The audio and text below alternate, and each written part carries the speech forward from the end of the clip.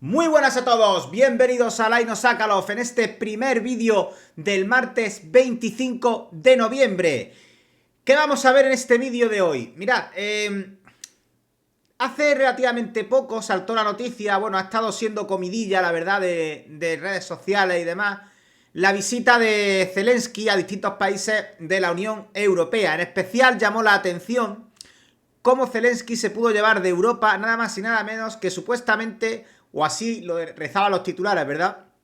150 cazas Saab Gripen y 100 cazas Dassault Rafale de Francia, ¿vale? La estándar, concretamente la variante F4, ¿vale? La variante F4. Bueno, vamos a analizar esta noticia porque lo cierto es que, bueno, ni se ha firmado ningún tipo de documento de compra vinculante, ni siquiera un memorándum de entendimiento, mezclado, memorandum of understanding. No se ha firmado absolutamente nada más que una declaración de intenciones, podría llamar así, ¿vale?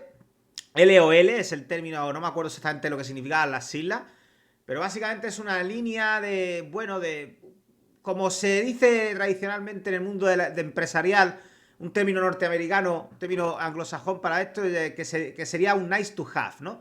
Una especie de acuerdo previo, una carta de intenciones, en la cual letter of intention, esa es la LOI, una letter of intention, una carta de intenciones entre Macron y Zelensky. Lo llamativo de la noticia no es tanto el hecho en sí, sino las formas, es decir, cómo Francia ha llegado hasta ahí, porque aunque no lo creáis, lo que es la carta de intenciones es solo la punta del iceberg de un ambicioso proyecto que Francia lleva haciendo de manera bilateral con Ucrania desde hace bastante tiempo.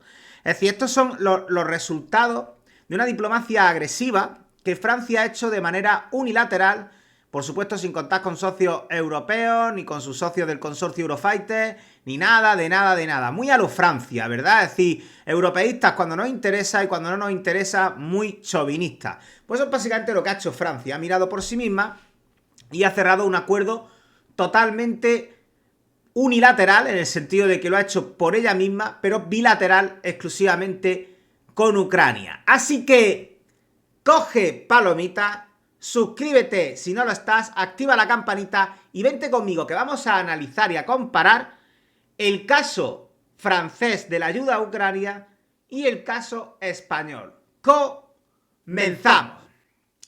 Bueno, vamos a empezar por el precedente francés, ¿vale? Mira, el 17 de noviembre del año 2025, en la base aérea de Villacoublay, ¿vale? En Francia, se firmó una carta de intenciones, Letter of Intent, ¿vale? Que se llama LOI, LOL no, LOI, para la posible venta de hasta 100 cazas Dassault Rafale en su estándar F4.2, ¿vale? Prácticamente el último estándar de cazas de combate Rafale hasta que aparezca la F5, ¿vale? Bien, esto, como ya he dicho, no es un contrato en firme, sino que es una declaración política bilateral, sin consulta previa con los aliados ni de la Unión Europea ni de la OTAN, ¿vale?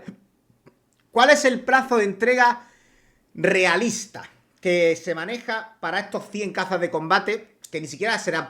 Tened en cuenta una cosa, cuando se firma una carta de intenciones, se han firmado por 100, pero pueden ser 100 o pueden ser 10, ¿vale? Como no hay un contrato firmado, ni siquiera un memorándum de entendimiento, realmente no podemos saber el número final. Pero bueno, se baraja con se postula ese número de 100. Y las primeras unidades empezarían a entregarse entre el año 2030 y 2032, como muy pronto, ¿vale? O sea, está claro que estos son capacidades post-guerra de Ucrania. Es decir, en teoría, para 2030-2032, para bien o para mal, la guerra de Ucrania habrá terminado casi seguro, ¿vale? Dassault tiene ya, simplemente para que lo sepáis, pedidos en firme en su backlog, ¿vale? En su recámara, ¿vale? O sea, tiene varias balas ya en la recámara. Tiene hasta 2035, tiene cubierta la espalda. Contratos con la India, con Indonesia, con Grecia, etcétera, ¿vale? No se ha hablado de dinero. De momento no existe nada relacionado con el dinero. No se sabe de dónde va a sacar Ucrania el dinero. Me lo imagino, no lo imaginamos todos, ¿vale? De hecho, el diario Le Monde francés lo ha llamado un anuncio ruidoso con financiación dudosa, haciendo un juego de palabras con el francés que quizá en español no se entienda tan bien. Vale. Claro, aquí las comparaciones son odiosas, ¿verdad? Las comparaciones son odiosas a la par que inevitables. Porque cuando Zelensky fue a España, lo que se llevó de aquí fue unos cuantos misiles Iris-T, una palmadita en la espalda, un abrazo y dinero, básicamente. Fue lo que se llevó de aquí. Claro, mucha gente ha comparado y ha dicho, joder, macho, lo que hicieron los franceses que les vendieron su caza de combate y nosotros le dimos misiles, encima misiles. O sea, esto es como si un mendigo le diera dinero a una persona por la calle porque no tiene dinero para lo que sea, para un café o algo, ¿no? Es decir, tú no tienes nada y le das... Me parece muy loable, pero, joder, nos falta mucha potencia de fuego en nuestro país como para ir regalando misiles, ¿verdad? Precisamente misiles es lo que más nos falta. Ahí tenemos nuestros ridículos 43 Taurus. Y supuestamente ahora con la variante NEA vamos a adquirir más. Vamos a ver cuánto adquirimos, seguramente 10 y ya está. Bien, dicho esto, que no me quiero cabrear, básicamente le dimos unos pocos misiles y ya está. Claro, las comparaciones nos han hecho esperar y de hecho ya varios de vosotros en comentarios en los vídeos me habéis dicho una cosa, una sugerencia que luego yo he podido ver y me imagino que de ahí os ha venido a vosotros, ¿vale? Os ha venido de ahí a vosotros una sugerencia que es la de... o sea, no sé si realmente lo vi primero en YouTube y en redes sociales y luego os lo comenté a vosotros y lo vimos o al revés, no lo sé cómo yo me llegó exactamente, de dónde llegó primero la información, pero la cosa es que la propuesta que se ha puesto encima de la mesa en comentarios, en vídeos de aquí, en redes sociales y demás que yo he visto es, oye, ¿por qué España no le ha ofrecido a Zelensky el S-80? Nuestro submarino, ¿vale? Mirad, España no fabrica cazas de combate, como ya sabéis. No tenemos cazas de combate propios. Tampoco tenemos grandes sistemas terrestres por ahora propios. Está por ahí el Sealand, pero bueno, todavía no está terminado. No hay entrega, ni siquiera el Sealand tampoco lo podemos considerar nuestro, porque al final es el Pulse israelí. Pero también te digo, el KF-21 Boramay al final es un diseño de Lockheed Martin. No, que tampoco si nos ponemos así, a la postre, solamente Estados Unidos y 2 países más diseñan 100%. Pero hay un ámbito en el cual España sí que lidera y sí que tiene diseños propios y sí que tiene desarrollos propios. Que sí, a la postre basados en, pero construidos aquí por ingenieros de aquí, etc, etc, etc. Y ese es el ámbito naval. En el ámbito naval, España es una de las grandes potencias de Europa. Probablemente a nivel de construcción naval, yo creo que la primera potencia de Europa en construcción naval, sin ningún tipo de duda. Me atrevería a decir que somos los primeros. Que hacemos los mejores productos navales, sin ningún tipo de duda, y tenemos las instalaciones más avanzadas en ese aspecto.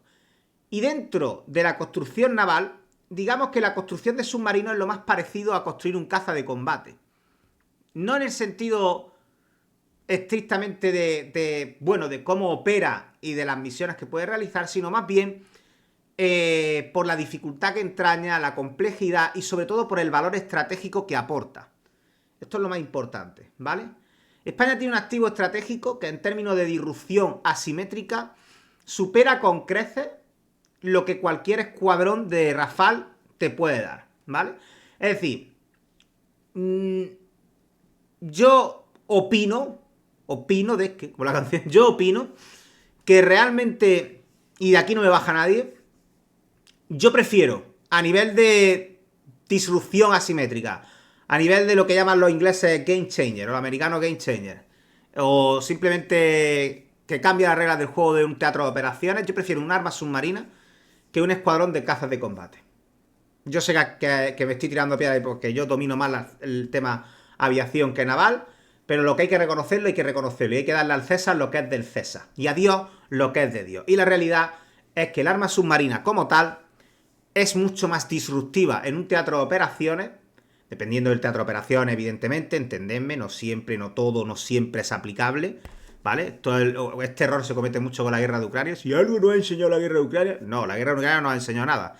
La guerra de Ucrania es una guerra de atrición, es una guerra de trinchera, como la que hubo en la Primera Guerra Mundial. Tampoco nos enseña nada nuevo. En fin, dicho esta pequeña cuña, es un arma estratégica que potencialmente en ciertos teatros de operaciones puede cambiar el curso de una guerra. Y sino que se lo pregunten a los argentinos. Cuando Reino Unido les plantó un submarino en sus costas en la guerra de las Malvinas, no sé si hundieron me parece que hundieron el portaaviones, me parece que tenía Argentina y algún otro buque más, y la flota argentina se quedó en puerto y no volvió a salir, con lo cual el mar se quedó en manos de los británicos. Y esto fue determinante para el curso de la guerra. Un solo submarino. Es verdad que era nuclear, pero un solo submarino. Bien.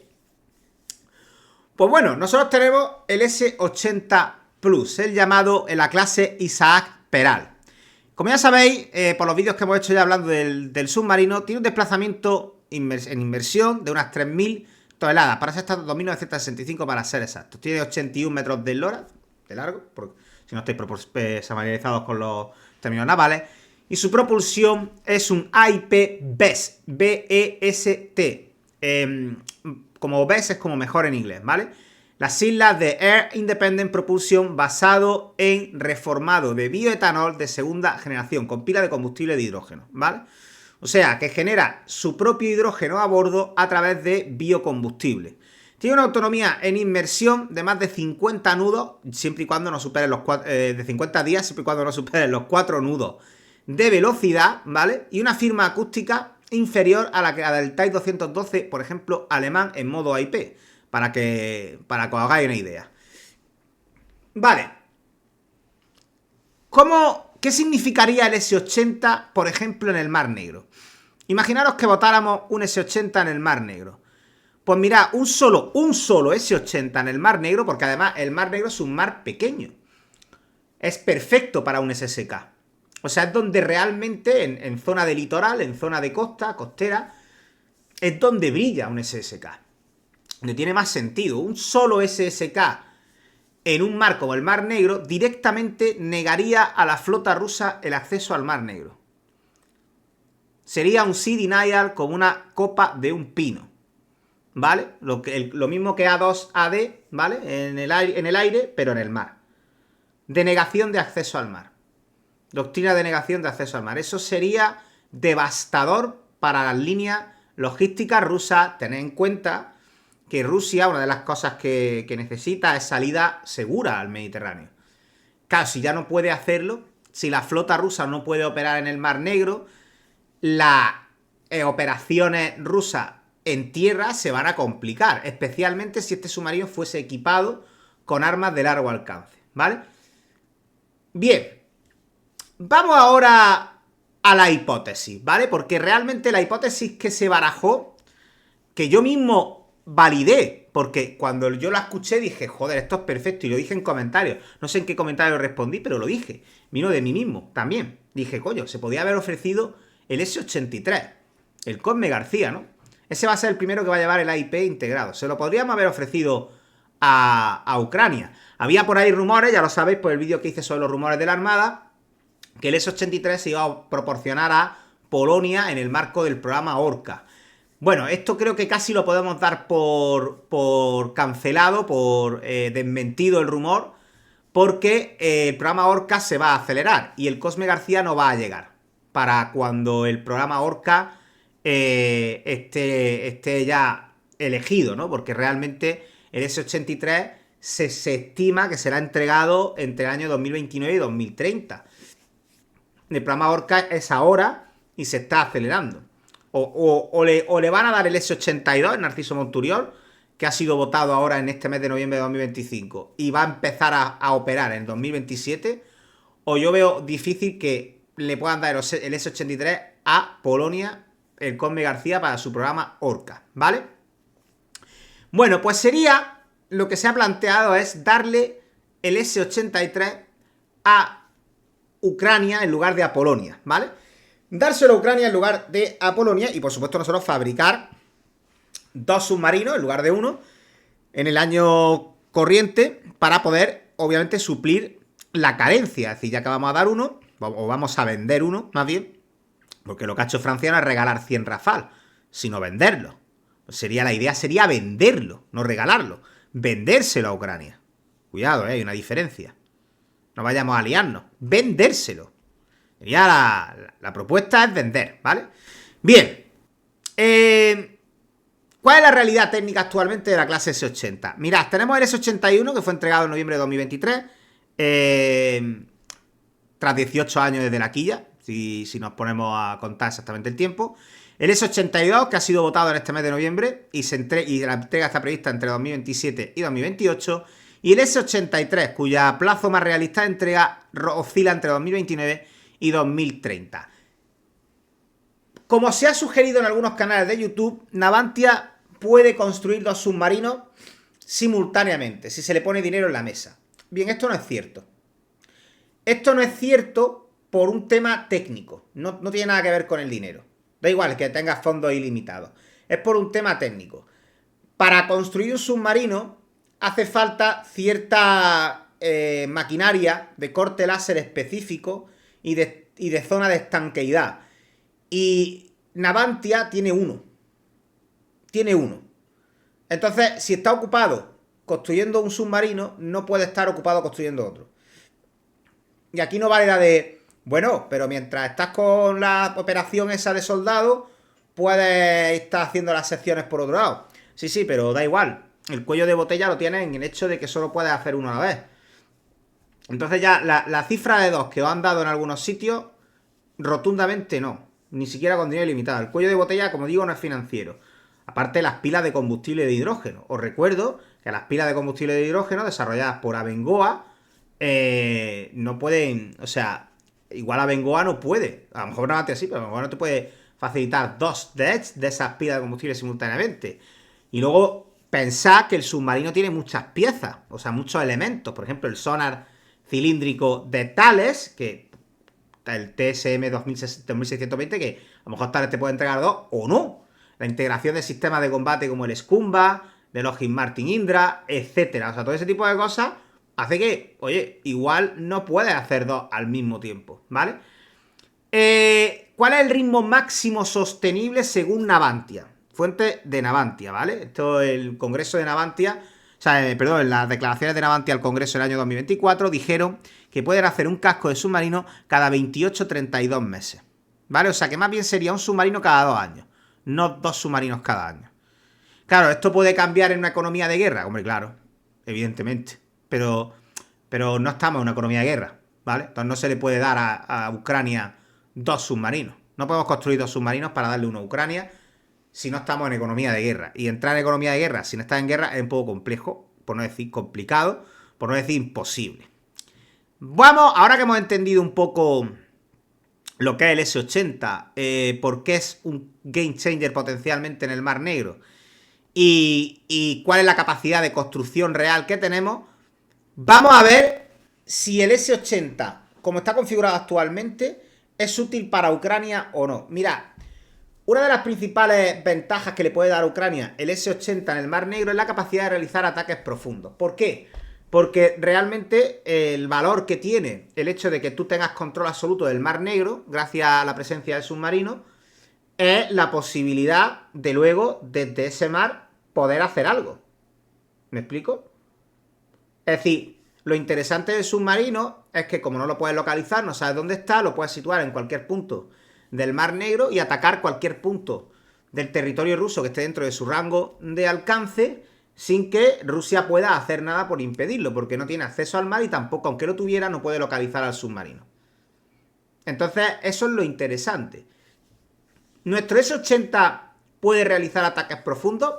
Respuesta corta, no. Nuestro S-80 no está o no lleva celdas de lanzamiento vertical, no lleva VLS, ¿vale? Claro, en este punto alguien puede decir, bueno, ahí no es que tontería, pues se le añade, por supuesto, se puede modificar el S80, el S83, por ejemplo, si fuese ese el que le fuéramos a dar, el S83 para tener VLS. VLS que pueda llevar entre 8 y 16 misiles Skal naval, o por ejemplo el Neptuno ucraniano, ¿vale? Pero como digo, el S80 no tiene VLS ni espacio reservado. Para incorporar 12 celdas de tipo Silver A70, tendríamos que crear una nueva sección para el submarino de entre 10 y 12 metros. Esto aumentaría el desplazamiento unas 400 toneladas, acordado de los problemas de peso que ya tuvo el submarino. Cuidado, eso hay que tenerlo en cuenta. Un rediseño total de la estabilidad y de la compensación, como mínimo entre 5 y 8 años. Eso siendo súper, súper optimista y que no hay retraso ni nada. Hay un ejemplo, hay un precedente real de haberse hecho esto en ocasiones anteriores. Hubo un rediseño de la clase Virginia, en el Block 5, ¿vale? Donde un módulo de carga, de llevar más carga, de llevar más armamento de la clase Virginia, tardó 5 años en poder añadirse al submarino, con su correspondiente rediseño y etcétera, ¿vale? Y eso que Estados Unidos tiene 50 veces más presupuesto naval que España.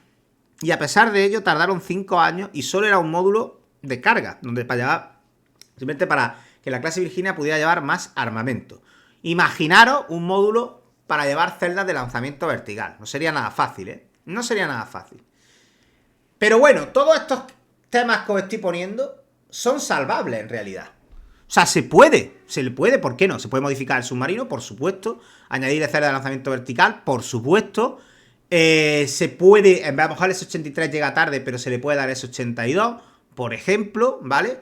Se puede intentar, eso ya lo veo más complicado, pero bueno, a lo mejor podemos apretar para intentar que se acelere la construcción de alguna manera.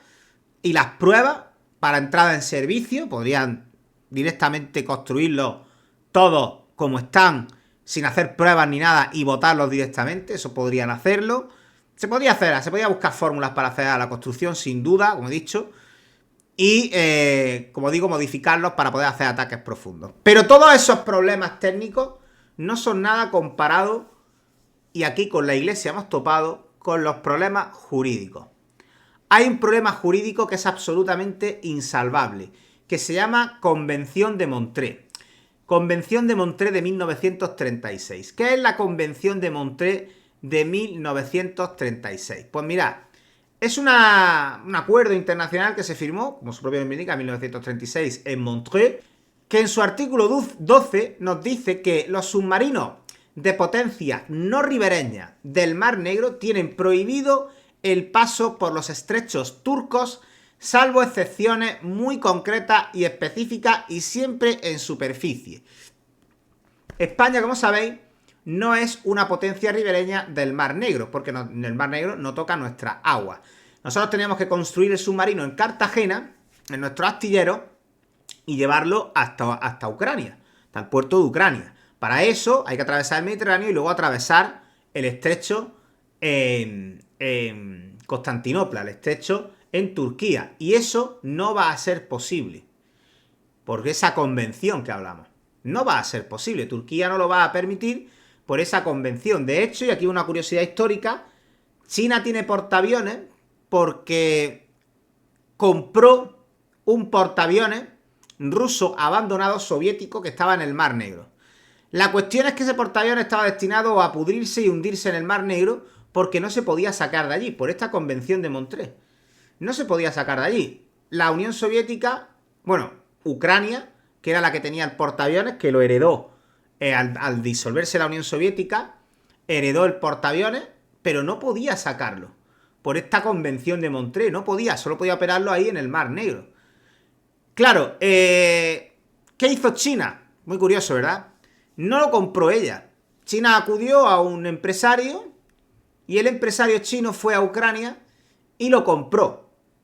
Pero lo compró como un capricho personal. Quería supuestamente montar un museo. Montar un museo en China. Coger el portaaviones, llevárselo a China y ponerlo cerca de una costa y hacer un museo naval. Claro, la Convención de Montreux habla de países, no de individuos. Entonces no prohíbe expresamente que una persona física compre un portaaviones o un submarino y se lo lleve. Eso no se prohíbe. Claro, lo que pasa es que eso lo hizo China porque no había ninguna situación de guerra, porque tal, porque cual y porque pascual. Y a pesar de eso, hubo quejas. Hubo quejas de varios países que dijeron, esto huele mal. De hecho, vigilaron, vigilantes de la ONU y demás, observadores de la ONU, que efectivamente se montaba el museo. Y el museo se montó, existe ese museo en China. Pero claro, los ingenieros chinos entraron al portaaviones y le dieron toda la vuelta que le quisieron dar y sacaron toda la tecnología que quisieron sacar. Y hoy en día China tiene portaaviones. Vale.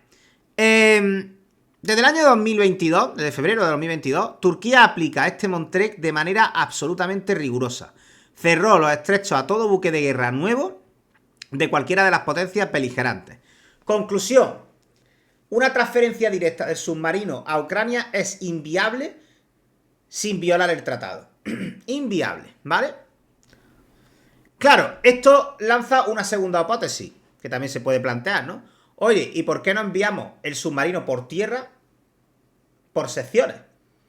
Es decir, las secciones las fabricamos en nuestros astilleros, en España, y con vehículos, convoyes de transporte pesado específicos, con escolta militar, los llevamos vía Alemania, Polonia, Ucrania, ¿vale? Por tierra. La alternativa básicamente es desmontar el submarino en secciones, enviarlo por ferrocarril carretera a Ucrania y que allí sea ensamblado. Por supuesto con asistencia técnica de Navantia. Cada sección de este casco de acero especial resistente HY para submarinos pesa entre 250 y 350 toneladas, ¿vale? Y mide entre 10 y 12 metros de largo por 7,3 metros de diámetro. La ruta sería muy clara. Cartagena, Valencia, Valencia, Europa Occidental, Alemania, para que lo entendamos, Alemania. Polonia, Ucrania. Problema, cambio de ancho de vía. Por ejemplo, en Brest, en Francia, y en la frontera polaco-ucraniana se cambia el ancho de vía al ancho de vía soviético-ruso, 1435 milímetros a 1520 milímetros. Puentes ucranianos completamente destruidos por la guerra y están limitados a 60 toneladas, con lo cual no hay ni de coña pasa una sección de un submarino. Y luego tenemos el problema de dónde lo ensamblamos en Ucrania. Los astilleros de Mykolaiv tienen las grúas del pórtico destruidas, los diques secos están inoperativos y los talleres de soldadura orbital para acero de HY100 no existen desde el año 2014, cuando Ucrania perdió su capacidad para hacer submarinos. Conclusión, el transporte físico, pues el transporte por tierra físicamente es posible, pero con una logística, por supuesto, titánica, pero el ensamblaje final en Ucrania sería inviable en menos de 15 años, ¿vale? Una tercera hipótesis sería no exportar ni el submarino, ni las secciones, ni nada, sino exportar los cerebros, las cabezas pensantes, los ingenieros de Navantia y a la propia Navantia. Un modo poco parecido al modelo de Lockheed Martin con el KF-21 Boramay y Corea del Sur, ¿verdad? Es decir, hacer de consultores y que se cree, se diseñe un S-80U, vamos a llamarlo así, U de Ucrania, especial para el país eslavo. ¿Cómo sería esto? Obviamente el diseño de este S-80 ucraniano llevaría de origen nativo celda de lanzamiento vertical y sería compatible con los misiles ucranianos. ¿Cuál sería un cronograma realista para una operación como esta? Y además dándole una prioridad absoluta, ¿vale? El diseño crítico, la estructura central, el eje central de lo que es las secciones del submarino, eso llevaría unos 2 años aproximadamente, solamente el diseño, ¿vale? Luego el corte de acero, este corte especial, de este acero especial HY100, nos llevaría mínimo un año, 12 meses, mínimo un año o más, ¿vale? Solamente el corte de acero. Y la construcción, que es lo más crítico, esto se nos iría entre 48 y 60 meses, sin ningún tipo de duda, ¿vale? Sin ningún tipo de duda. Pero es que luego, aparte de la construcción, vienen las pruebas de puerto y demás. No puede lanzar sin ponerse en servicio. Mínimo 2 años tiene que estar en prueba. O sea, incluso con un apoyo decidido de Navantia y del gobierno de España, enviando allí técnicos y demás, incluso así, hasta 2033, 2035 no tendría disponible el primer submarino. Es decir, que llegaría incluso después de los Rafale franceses, ¿vale? Así que no podríamos enviarlo. Pero bueno, vamos a la conclusión del vídeo, que ya llevamos 29 minutos. Conclusión final y una breve reflexión que os quiero hacer. Mirad, es cierto que España no podría haber entregado un S-80. O sea, esa es la respuesta corta a ese comentario que yo mismo también defendí, repito, yo mismo defendí. Pero estas cosas hay que analizarlas sosegadamente y con calma. Y una vez que he hecho un análisis sosegado de las posibilidades, pues me he dado cuenta que es imposible, ¿vale? Me he dado cuenta que es imposible. Pero eso no quiere decir nada, porque mirad, es verdad que no podríamos haber entregado un S-80 operativo a Ucrania antes que Francia los Rafale, ¿vale? por un tema de razones estructurales, jurídicas e industriales que son insalvables. Pero ojo al dato. El S-80 Plus es, con todos sus problemas, a día de hoy, el submarino convencional más avanzado que hay en el mundo occidental. Australia lo estuvo evaluando en profundidad para su programa Sea 1000 antes de decidirse, Sea es mar en inglés, Sea 1000, antes de decidirse por el Barracuda francés, porque finalmente, bueno, luego el Barracuda también lo desechó y se ha ido a la AUKUS, ¿vale? Porque finalmente optaron por desechar la idea de SSK e irse a por SSN. Pero estuvo estudiando muy seriamente la posibilidad del S-80 Plus. India y Turquía lo tienen en radar, ¿vale? Han solicitado información técnica detallada, lo han solicitado a lo largo de 2025, por lo que, en términos estratégicos, España tiene ahora mismo en su poder un activo que vale más que un escuadrón de 24 cazas Rafale en cuanto a términos de proyección de poder asimétrico se refiere, ¿vale? Así que para mí el error realmente no ha sido no ofrecerle el S-80 a Ucrania, porque era imposible por esas cuestiones que hemos visto legales o técnicas, sino el error fue no haberlo ofrecido a ciertos aliados estratégicos con astilleros operativos y acceso legal al Mar Negro. Por ejemplo, con coproducción con países como Polonia o con Turquía, ¿vale? ¿Por qué digo esto? Porque la Convención de Montreal es probablemente el requisito más difícil de salvar, el jurídico, ¿vale? Y que nadie venga ahora con fantasía de, pues hacemos como el empresario ese chino. Eso se hizo una vez, coló, pero dos veces no va a colar, ¿vale? Así que vamos a ser serios, vamos a dejarnos de tonterías. Eso no va a colar dos veces. Pero lo que sí que puede colar, y no hay ninguna trampa legal, es venderle, ofrecerlo a países ribereños del Mar Negro. Por ejemplo, Polonia o Turquía. Que ellos, con licencia nuestra, pagándonos a nosotros, lo fabriquen en astilleros ribereños al Mar Negro y sí que recale en Ucrania.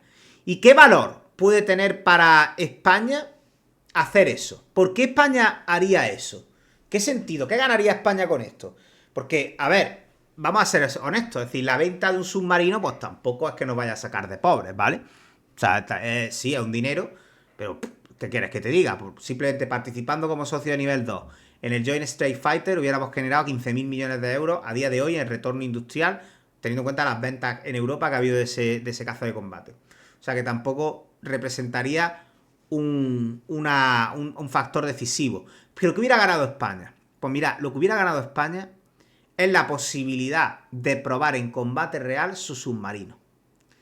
Una de las principales razones por las que el S-80 ha perdido todas las licitaciones en las que se ha presentado hasta ahora es porque es un sistema muy nuevo, es un prototipo y no está lo suficientemente probado y no confían todavía en él, ¿vale? Es la misma razón por la cual Turquía no consigue colocarle su Kaan a nadie, ni siquiera a sus propias fuerzas armadas, ni siquiera a su propio ejército del aire, y Corea 3/4 de lo mismo, ¿vale?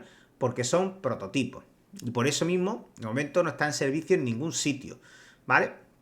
Es lógico y es normal. Solo Indonesia ha hecho un pedido en firme de 48 km a entregar en 10 años.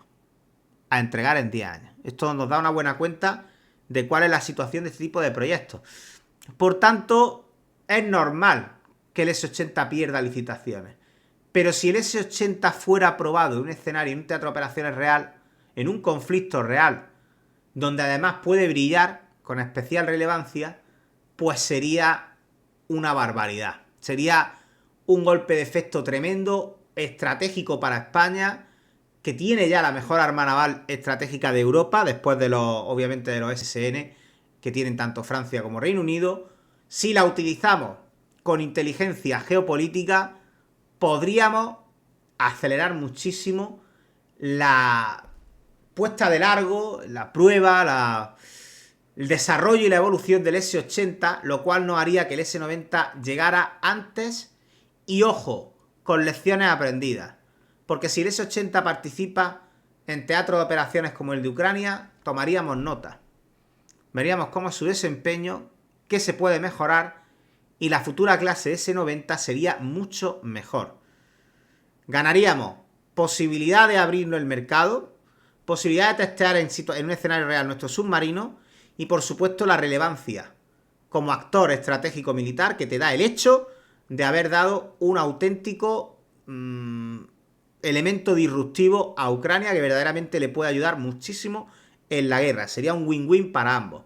Pero turno para vosotros, que llevamos ya 35 minutos de vídeo. ¿Qué os parece mi análisis? ¿Estáis de acuerdo conmigo? ¿Creéis que aún así que se puede hacer? ¿Que no llevo razón? Por favor, si hay algo de lo que he dicho que no es cierto, corregidme en comentarios, a ver si es verdad que no se puede o que sí se puede hacer. Y dejadme saber si os gustaría ver cómo España puede impulsar sus propios desarrollos, su propia tecnología y sus propias armas estratégicas para situarse como un actor decisivo en Europa en el futuro en el tema del rearme. Déjamelo saber en comentarios, suscríbete si no lo estás, activa la campanita y nos vemos en el siguiente vídeo a las 8. ¡Chao, gente! ¡Hasta pronto!